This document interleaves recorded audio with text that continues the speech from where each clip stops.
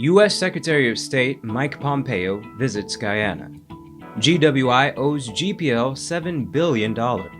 Local man claims housing ministry officer scammed him out of a house lot. In the region. In Brazil, schools reopen in Rio de Janeiro amid legal disputes.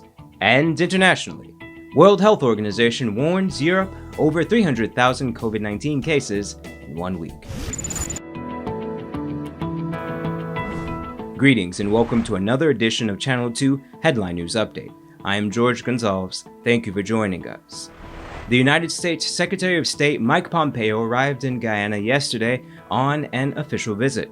More from Bibi Bacchus. Yesterday, U.S. Secretary of State Mike Pompeo arrived in Guyana for a two-day visit. Today, the Minister of Foreign Affairs and International Cooperation Hugh Todd and the U.S. Secretary of State Mike Pompeo officially entered into a bilateral shipwrighter agreement, which will come into effect as early as next Monday.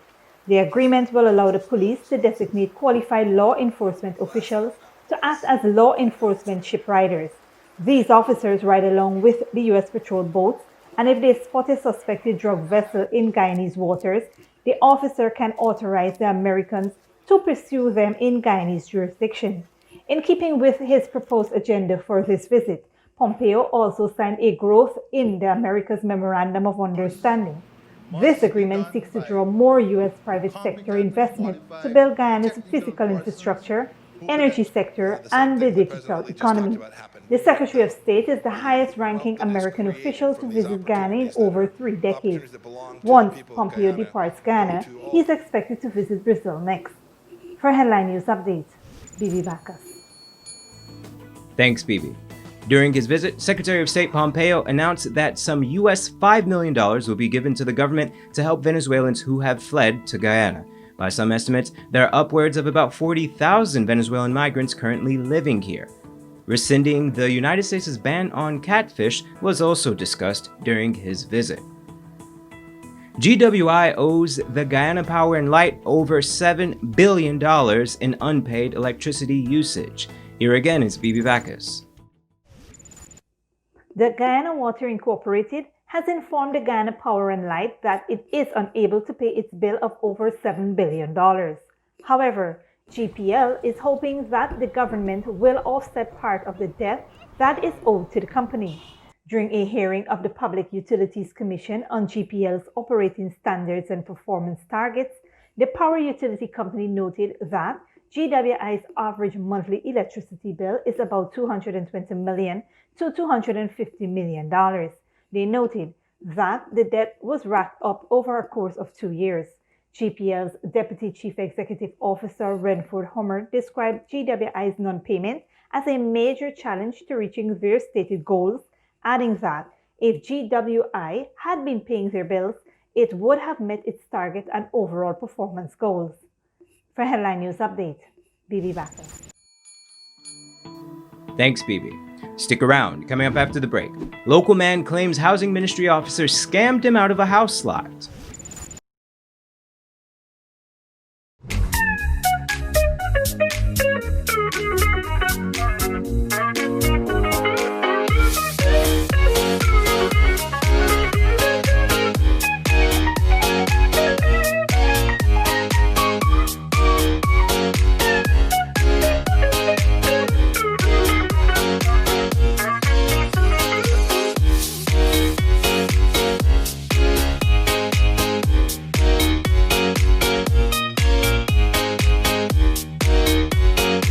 Sooner or later you will have another power failure. Are you prepared for the next blackout? Some essential equipment such as security cameras, lights, internet, gate motors, and water pumps may stop working.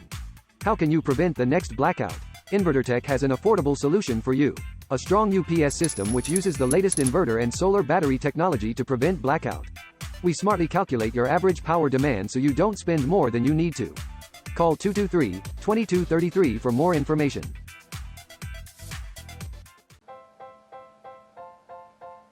Oh gosh, what's this? Me son can't read or spell. Stop! 0 out of 20. Is what I gonna do here? Hi guys, my name is Ms. Purja Singh and I'm the senior teacher at the Literature After School program. Due to the spread of the coronavirus and the need for social distancing, we have moved our in-class learning activities to online via Skype. On the online side, we will be focusing on spelling, phonics, reading, and the National Grade 6 assessments. For more information, you can inbox us or call us. Contact us on 675-4379. I can call them now. Hidden Treasures, discovering gems in young minds.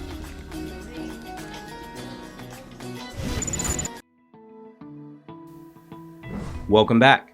On Thursday, over 75 members of the joint services combed the location where the bodies of cousins Isaiah and Joel Henry were found. According to police, they were in search of more evidence that could lead investigators to the primary crime scene, as it is believed that they were murdered elsewhere before their bodies were dumped in the location at Cotton Tree Village in Berbice. They also received aerial support from the Guyana Defense Force, but they said, quote, nothing of evidential value was found, end quote. Additionally, police have made no arrests in connection with the murder of 17-year-old Harish Singh. One local resident is claiming that after waiting 10 years to receive his house lot, it finally came. But it was soon revoked by the CHMPA and reallocated to another person, even after he had finished making payments on the land, according to the aggrieved would-be homeowner. So, Esther Sobers went out to speak to him and filed this report. I receive this land on the PP, and on the avenue I lose it. So I'm begging the Minister of Housing, Mr. Crowell, to look into this matter, and I need a land urgently. After waiting over a decade for a house lot from the Ministry of Housing, in 2016, 50-year-old Noel Paul finally received a long-anticipated call from the ministry. He was assigned a house lot in Farm Housing Scheme East Bank Damarara. However, his excitement was soon replaced by confusion after an agent from the Housing Ministry allegedly revoked Paul's claim and gave the house lot to someone else, even though Paul says he has the proof that he paid the outstanding balance for the land. When Headline News visited the house lot in question, a foundation was already erected on the land. I supposed to uplift my title and sales agreement, and it told me that the land value, the land that I purchased, the land price have gone up to 1.2. And it told me they have to get a next piece of land for me. And I keep running over 4 years now, going, and they told me, they tell me they have to get a land and they relocate me. How much did you pay for this land from the Housing Ministry? I paid $375. I get the Jubilee discount. It's $500,000 in land value, but I paid $375. You get Jubilee discount. Right? You get a Jubilee discount, then I'm paying $375 for the land. My land value $500,000. So after they told you that the land now, the value, they made a mistake and the value is 2 million. 1.2. What happened? They told you you're going to replace They're and not going even to another give land? me a next land that value $500,000. But when I keep going, they told me that they... Who's the person? Mrs. Jones, the allocation officer. Ingrid Jones. And when I keep going, they told me that they're going to get a land at Peter's Hall for me. And I keep going, and I can get through no land. The officer allegedly claimed that the price of the land was higher than what was originally proposed. Inquiries were made to neighboring residents, and while most persons opted not to appear on camera, they all noted that they paid $500,000 rather than 1.5, as was proposed by the allocation officer. They told me that they will give me back my money, right? Did you agree to collect back your money? Well, I did, yes. Which they told me that I will get back my money. Then when they find a land for me, then they're going to let me come in and pay back the money and I get the land.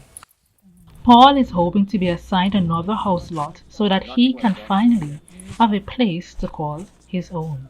For Channel 2 Headline News, Esther Silvers. Thanks, Esther. On Friday, 4 men were charged for the murder of 47-year-old Mohammed Hanif, who was chopped to death allegedly at the behest of his wife.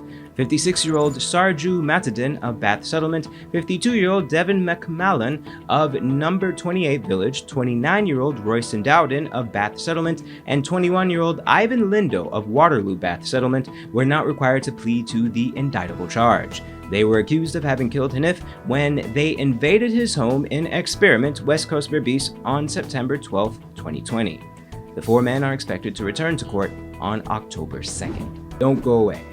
Coming up after the break, COVID-19, 8,556 infections, 220 deaths, and over 6,000 recoveries in Haiti. And World Health Organization warns Europe over 300,000 COVID-19 cases in 1 week.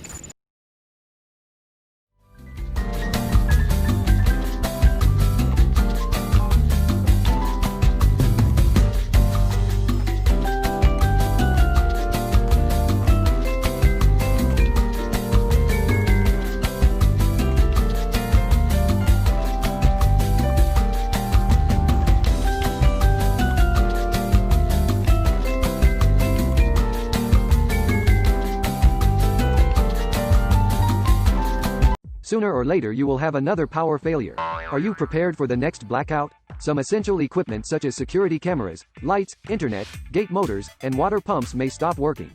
How can you prevent the next blackout? InverterTech has an affordable solution for you. A strong UPS system which uses the latest inverter and solar battery technology to prevent blackout. We smartly calculate your average power demand so you don't spend more than you need to. Call 223-2233 for more information.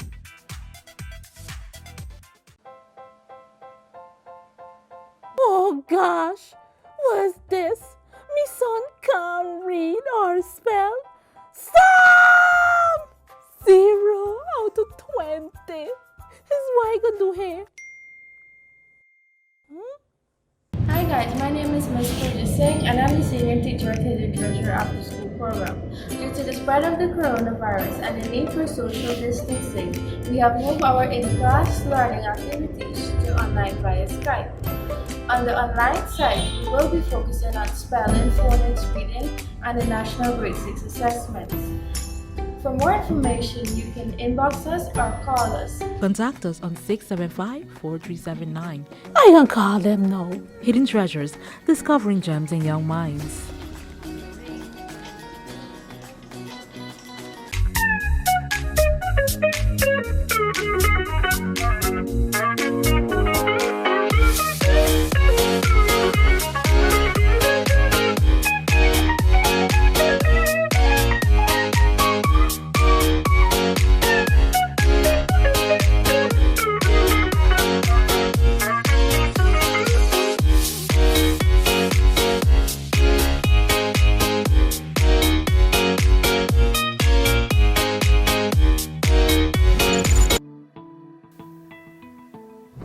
Welcome back.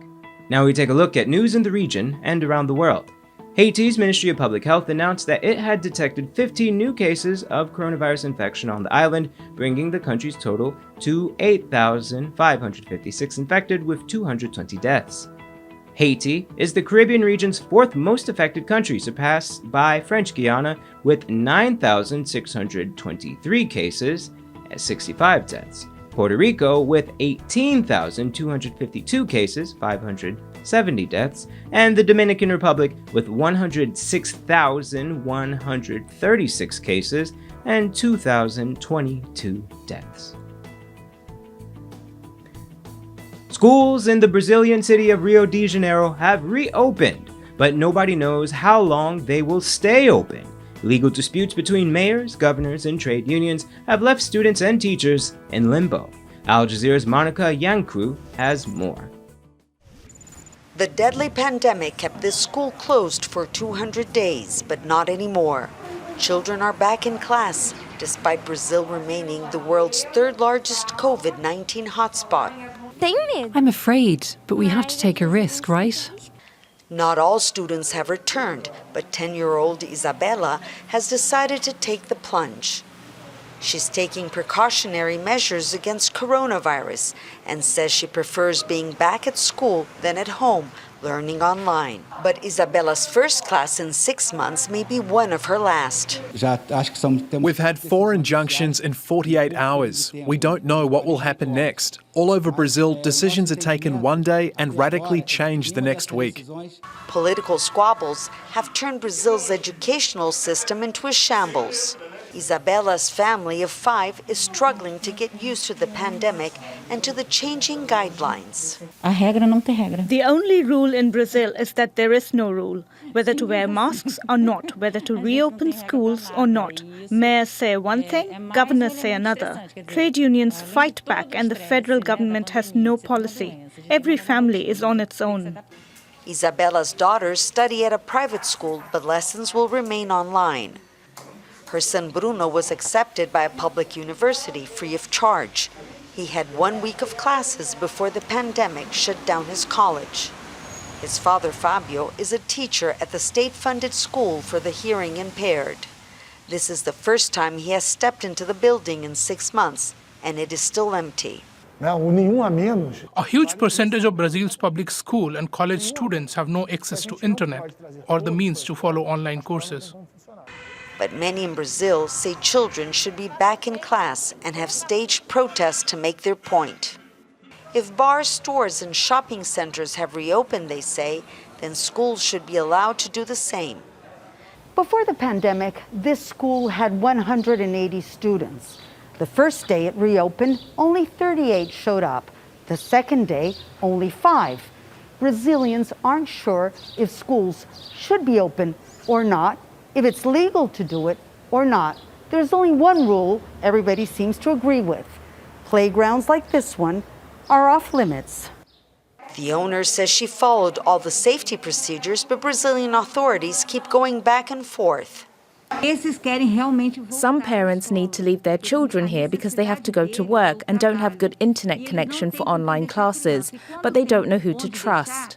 Meanwhile, bills keep coming. And since there has been no final decision if schools should reopen in Rio de Janeiro or elsewhere in Brazil, students, teachers, and parents remain in limbo.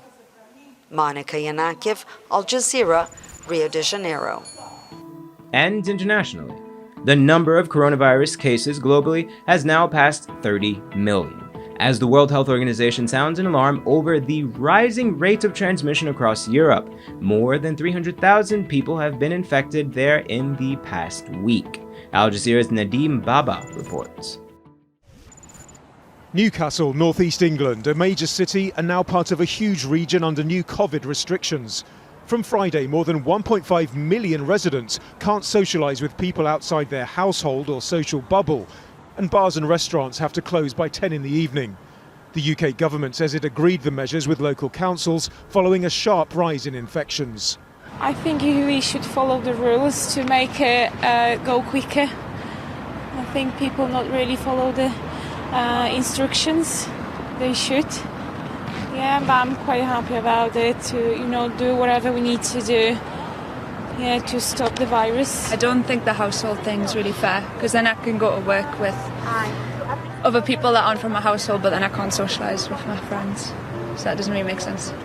Nationally in the UK, infection rates are going in the wrong direction. Daily new cases number in the thousands, with experts saying the true figure could be in the tens of thousands. And after Prime Minister Boris Johnson admitted testing capacity isn't good enough, the Health Secretary, not for the first time, appeared to blame the public when he appeared before Parliament. The challenge is that demand has gone up faster. And they can say on the other side, no, it's not. But they can't defy the facts. And the most important thing for everybody across the country to hear from all of their elected representatives, if they are interested in helping this country get through this pandemic, is that if you have symptoms, get a test. If you don't have symptoms, please do not come forward to get a test unless you're specifically asked. Britain's far from the only European nation worried about rising infections and deaths. That's prompted the World Health Organization to issue a new warning to governments not to reduce quarantine periods from its recommended 14 days.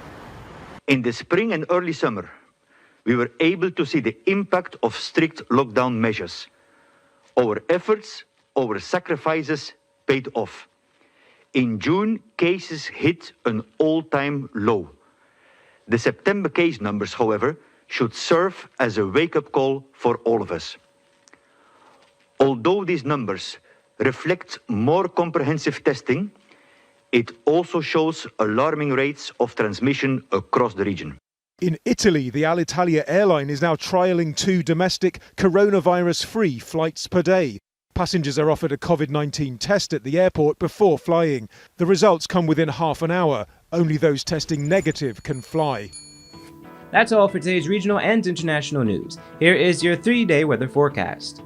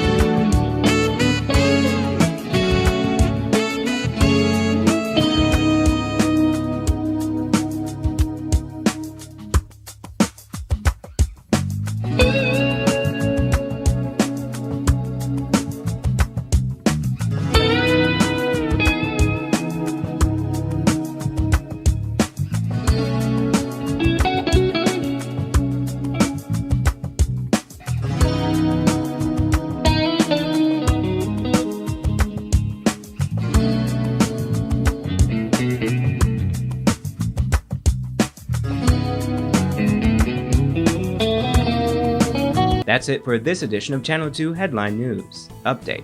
Tune in Monday at 7 p.m. for another episode. Be sure to subscribe, like, and follow us on Facebook and YouTube. Also, visit our website at headlinenewsguyana.com for all the news we couldn't fit in the newscast. Until then, take care.